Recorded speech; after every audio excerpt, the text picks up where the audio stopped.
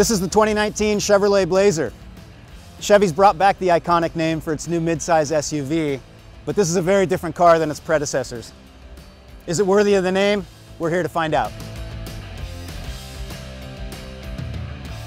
For starters, this new Blazer has 4 doors. Now sure, some of the earlier Blazers also had 4 doors, but talk to any Blazer purist, people who know the SUV, Blazers only have 2 doors. That's not to say this isn't a good SUV, but it's made with a very different philosophy from those earlier Blazers. While those old truck-based Blazers were prized for their rugged off-road ability, this new Blazer is more about comfort, convenience, technology, and even a little bit of sport. And while today's Blazer does offer an optional, sophisticated all-wheel drive system, about the toughest terrain this Blazer is likely to see is in the Costco parking lot. One of the endearing qualities of those old Blazers was the thick, blocky styling that just looked like it could take a beating. So this new Blazer got this big wide grille, allowed engineers to widen the suspension track for sportier handling. It's got these thin lights, these creased hood lines, and it's got this window line that rises toward the back. Kind of gives it a street tough look inspired by the Camaro rather than an off-road tough look.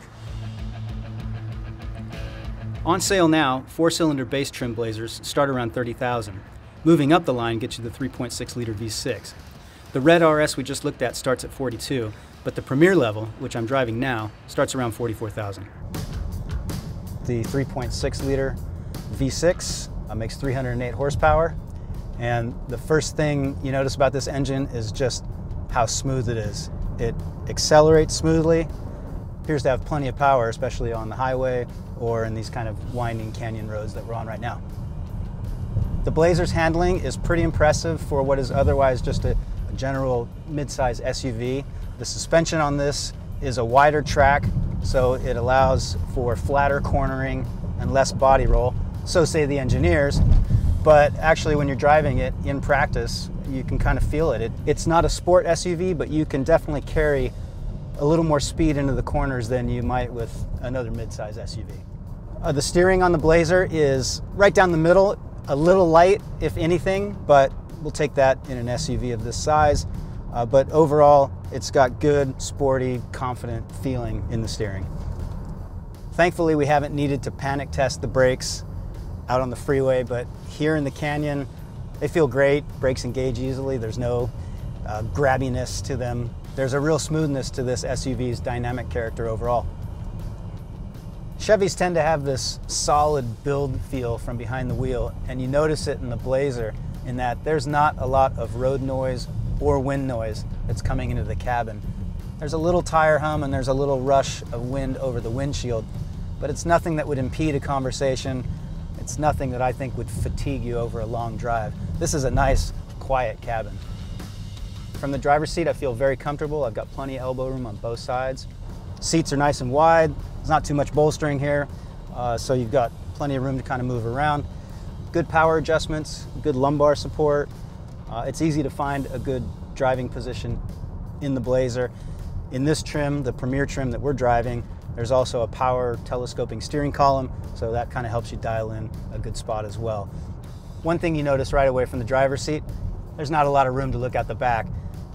The exterior design uses a Camaro-like window line that rises up. As such, it compromises your view out the rear corners. It's not a huge deal. There is blind spot monitoring on this trim, but it's something to consider. One thing about the Blazer's ride quality is that it does a good job of suppressing harsh impacts and jolts and keeping them out of the cabin for the most part. On the other hand, there's a bit more bounce up and down than you might expect. It's not a deal breaker by any means, but it's something you want to consider though, and something you will notice on rougher roads. Right now we're in the RS trim of the 2019 Chevrolet Blazer. You can tell it's the RS trim by some of the red accents around the vent rings here and the shift lever. Otherwise, today's Blazer comes with about everything you would expect of a family crossover. It's got this 8-inch touchscreen, it's got in-car Wi-Fi, Apple CarPlay, Android Auto, 6 USB ports, wireless device charging. It's got about everything you need to keep your family connected and happy. I like this instrument panel. It's pretty clean. You've got a row of hard buttons here for the climate control. One of the highlights of this updated infotainment system, which Chevy is calling Infotainment 3, is this ability to set user profiles. And it can store preferences for everything from your favorite audio preferences to climate control, even entry and exit seating position. One of the things I really like about this new touchscreen is just how crisp the graphics are. The icons are really sharp, really clean, and there's this great camera with multiple views: bird's eye view, front view, view to the side, view of the back. It's really helpful. 2 adults can sit comfortably in the back. Taller passengers may lack some headroom, but sliding and reclining seats will help. 2 vents, 2 USB ports, and a 120-volt plug round out the offerings.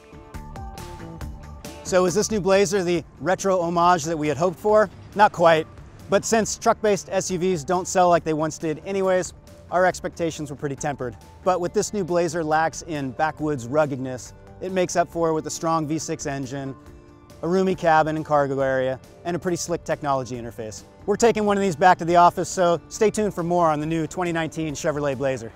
For more on the new Blazer and other crossovers, please subscribe to our channel and go to Edmunds.com when you're looking for your next car.